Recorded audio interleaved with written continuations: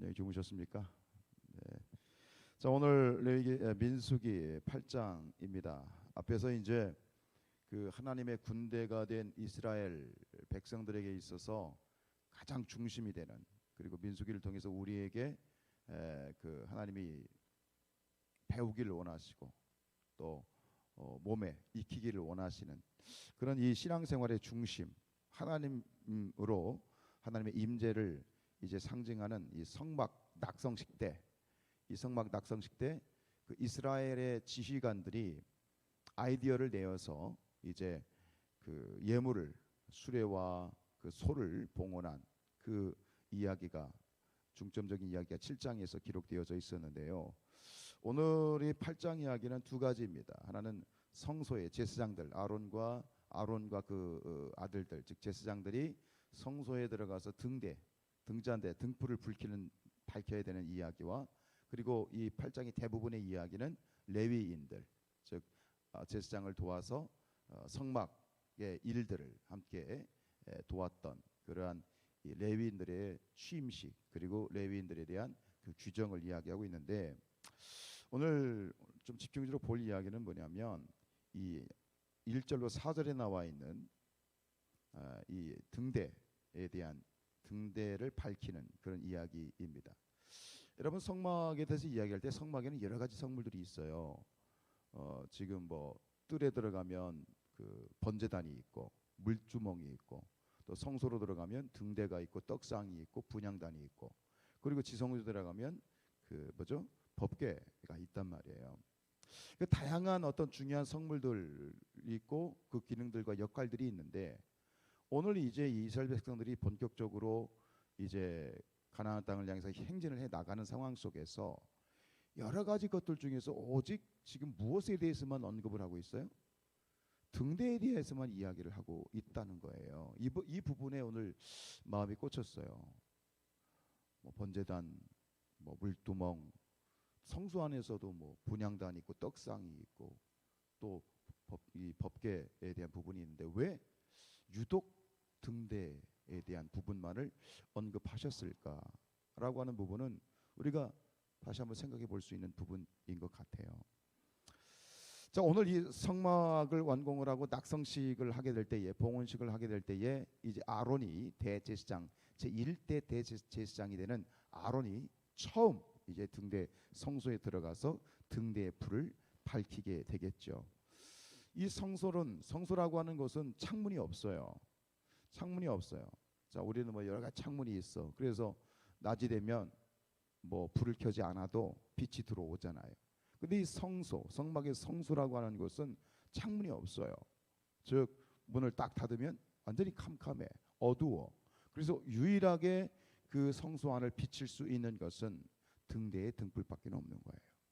이것이 가지는 영적인 의미가 뭐냐면, 이 캄캄한 어두운 세상 가운데 오직 빛 되시는, 진리의 빛은 오직 예수 그리스도이시다 라고 하는 사실을 우리에게 가르쳐 주고 있고, 동시에 뭐냐면 예수 그리스도를 믿는 모든 성도들과 이 땅에 있는 모든 교회가 주님을 따라서 빛이 되어야 된다 라고 하는 것을 동시에 교훈하고 있지요.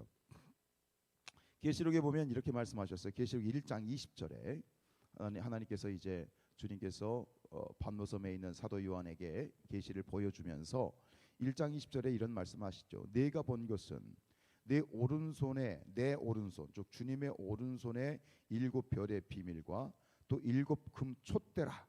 자, 주님의 손에 7별이 있고 7금 촛대가 주님의 손에 잡혀 붙들려 있는데, 그럼 7별은 뭐고 7금 촛대는 뭐냐? 이것을 이렇게 해석하죠. 7별은 7교회의 사자다. 7교회의 목사다 이 말이에요. 그 다음에 7촛대는 뭐예요? 7교회다 라고 말씀을 하고 있는 거예요. 즉 교회를 뭘로 보고 있어요? 주님께서 뭐라고 말씀하시죠? 교회는 뭐다? 촛대다, 등대다, 빛이다, 이렇게 말씀을 분명히 하고 있어요. 이 시대 가운데, 그리고 오고 오는 모든 세대 가운데 항상 교회는 시대의 빛이었어요. 빛이 되어야 된다라는 그런 사명도 있지만, 본질적으로 교회는 세상의 빛인 거예요. 빛이 되어지든 아니 되어지든 성경은 또 주님께서는 교회를 세상의 빛으로 삼으셨고, 그리고 빛으로 삼으셨기 때문에 빛이 되어야 된다라고 말씀을 하고 있는 거예요. 이 세상은 한마디로 오늘 또 찬양 가운데서도 그런 찬양 가사가 있었잖아요. 세상은 어두워요. 세상이 어둡다는 얘기는 세상이 죄악으로 말미암아 캄캄해져 있는 거예요. 즉 세상이 어둡기 때문에 세상은 스스로 진리 되시고 빛 되시는 주님께 나올 수 없어요. 즉 이 어두운 세상의 진리 가운데 나오기 위해서는 누군가 세상의 손을 붙잡고 주님 앞에 이끌어 와야 돼요. 그게 누구예요? 그게 교회이다. 그게 바로 그리스도인들이다라는 것이죠. 이런 세상, 진리이신 예수 그리스도께 나올 수 있도록 할 수 있는 곳은 오직 교회다.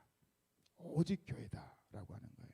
그래서 교회는 이 세상의 유일한 대안이고, 교회는 이 세상의 유일한 소망이다라고 하는 거예요. 그래서 우리가 빛과 소금 이렇게 교회를 얘기할 때에, 그래서 예수님께서는 이렇게 말씀하셨죠.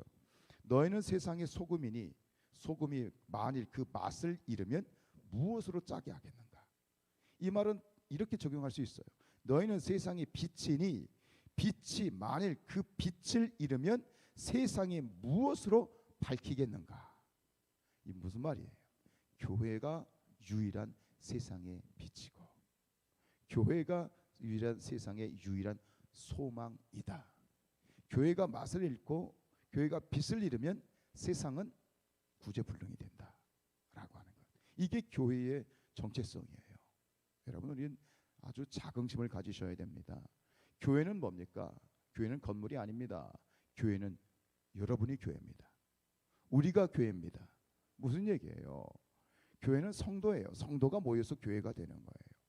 교회가 세상의 빛을 잃으면 세상이 이제 구제불능이란 말은 그리스도인들이, 성도들이 빛을 잃으면, 성도가 세상에 빛이 되지 못하면 세상에는 대안이 없다는 거예요. 세상이 빛을 잃으면 세상에 소망이 없다는 얘기예요. 우리에겐 사명이고요, 우리에게는 얼마나 큰 축복이고 하나님이 큰 우리에게 영광을 주신 거예요. 여러분들이 인정하든 인정하지 않든, 여러분들이 그걸 받아들이든 받아들이지 않든, 우리가 세상 가운데에서 그리스도인으로 부름을 받았다는 것, 우리가 천국 백성으로 부름을 받았다는 것, 그 자체가 뭐가 되냐면 우리를 세상의 빛으로 부르심을 받았다는 거예요. 여러분, 세상의 빛이십니다. 우리가 세상의 빛입니다. 이것에 대해서 분명히 당당하게 자신 있게 선포해야 되겠습니다. 여러분, 교회는 여러 가지의 정체성을 가지고 있어요. 교회는 예배의 공동체입니다. 인정하시죠? 내 집은 만민이 기도하는 집이라. 이 교회 공동체는요, 가장 먼저 예배하는 공동체예요. 또 교회는 어떤 공동체입니까? 교제의 공동체예요. 서로 함께 모여서 떡을 뗀다. 그리고 서로가 서로를 돌아보고 서로를 위해 기도해주고 중보해주는, 교회는 서로를 세워주는 그러한 교제의 공동체예요. 그리고 또 한 가지 중요한 교회의 정체성은 뭐냐면, 교회는 사명의 공동체예요. 사명의 공동체라는 말이 뭐냐면 세상이 빛이 되어야 된다는 거예요. 근데 예배도 집중하고 교제도 집중하는데, 이 시대 가운데 교회가 자꾸만 간과하는, 그걸 잃어버리는 어떤 부분이 뭐냐면 사명의 공동체라는 걸 잃어버려요. 세상에 빛이 되어야 된다는 걸 자꾸 잃어버려요. 어떤 일이 벌어져요? 교회 안에서만 그냥 복잡거리고, 교회 안에서만 자신을 드러내고, 교회 안에서만 어깨에 힘주지, 세상에 나가서는 정작 빛이 되지 못하는 거예요. 세상에 본이 되지 못하는 거예요. 세상에 영향력을 끼치지 못하는 거예요. 옛날에 그런 얘기 있었잖아요. 어떤 그 광고 CF에 이 소리가 아닙니다. 이 소리도 아닙니다. 거시기는 소리가 나지 않습니다. 그런 광고 있었죠.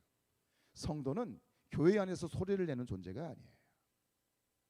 세상에서는 끽 소리 못하다가 교회 안에 와가지고 막 소리를 내는 사람들이 있어. 아니야. 성도는 교회 안에서 소리를 내는 자들이 아니에요. 세상에 나가서 소리를 내야 돼. 교회에 빛이 되라는 말씀하지 않으셨어요. 교회 공동체 안에서 빛이 되라는 말씀하지 않으셨어요. 성도는 세상에 빛이 되라고 하셨어요. 이게 성도의 정체성이에요. 교회 안에서 목을 꼿꼿이 세우는 사람들은 절대로 주님이 원하시는 사람들이 아니에요. 세상에 나가서 그렇게 해보세요. 세상에 나가서 힘있게 복음을 전하면서 자신있게 가슴을 펴고 어깨에 힘을 주고 그러면서 꼿꼿이 세우고 우리가 전해야 되는 거죠. 예수 그리스도가 세상의 빛이십니다. 세상의 진리이십니다. 소망이십니다 라고 증거할 수 있어야 되죠. 근데 세상에서는 이따가 교회 하려면 목이 뻣뻣해지는, 아니에요. 반대로 살아야 돼요. 세상에 나가서 빛이 되는 것이다. 지금 뭐 세상에 많은 교회들, 크고 작은 교회들이 있어요. 크고 작은 교회들이 십자가의 불빛을 내고 있는데 그 십자가의 네온 사인은 단순히 간판에 불과한 거야. 세상에 진짜 간판에 불과해서는 안 되는 거야. 뭐냐, 교회는 세상에 영향력을 끼치는 빛이 돼야 되지. 그런데 단순히 그냥 우리 여기가 교회다라고 하는 그냥 간판으로서의 네온 사인일 뿐이에요. 그러면 아니 되겠습니다. 세상에 빛이 되어야 되겠습니다. 세상에 영향력을 끼쳐야 되겠습니다. 세상에 등대가 돼야 되겠습니다. 그죠? 세상에 어두운 세상이 그 등대를 향해서 나오는 그런 교회 공동체가 되어야 되겠습니다. 모르겠습니다. 다른 교회는 모르겠습니다. 우리 성산교회가 그런 교회가 되어야 되겠습니다. 여러분들이 그런 성도님들이 되시길 축복합니다. 여러분들을 보시고 세상 사람들이 성산교회, 저 교회 한번 가보고 싶다, 그런 여러분들이 되셔야 됩니다. 저 사람 때문에 교회 가기 싫다, 이런 소리 들으면 안 됩니다. 그게 빛입니다. 신학자 몰트만은 그런 얘기를 했습니다. 교회의 존재 이유는 선교요 전도다. 이것은 다른 말은 뭐냐, 성도의 존재 이유는 선교요 전도다. 이게 사명의 공동체입니다. 사명의 공동체에서 교회인 거죠. 사도행전 13장 47절에 주께서 이같이 우리에게 명하시되 내가 너를 이방의 빛으로 삼아 너로 땅끝까지 구원하게 하리라. 여러분, 주님께서는 우리를 이방의 빛으로 삼으셨습니다. 무슨 얘기입니까? 우리는 빛이다. 나는 빛이다. 세상의 빛이다. 이렇게 고백해야 되겠습니다. 여러분, 세상 가운데에서 빛된 삶을 사시기 바랍니다. 오늘 찬양에 얘기했죠. 너희는 빛의 사자들이다. 빛의 사자가 되시기를 주님의 이름으로 축복합니다. 그런데 이 등대가 말이죠, 성막 안에 있는 등대, 등잔대가 빛을 발하기 위해서는 꼭 필요한 게 있었어요. 자기 스스로 빛을 내지 못합니다.